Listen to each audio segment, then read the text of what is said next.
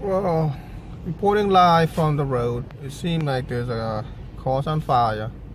But let's get for a close-up look. Wow, that car is hot. That car is on fire. This is the second car on fire 2 days in a row. Same spot. Yesterday there was one on fire. Hold me up for traffic for an hour and a half.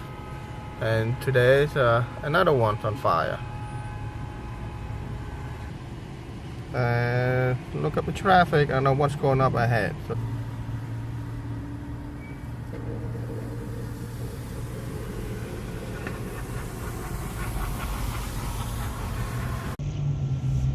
let's compare good traffics.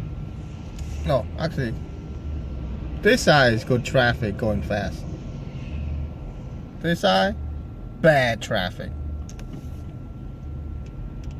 Seems there's an accident up ahead. There you go. You can see the blinking light, blinking.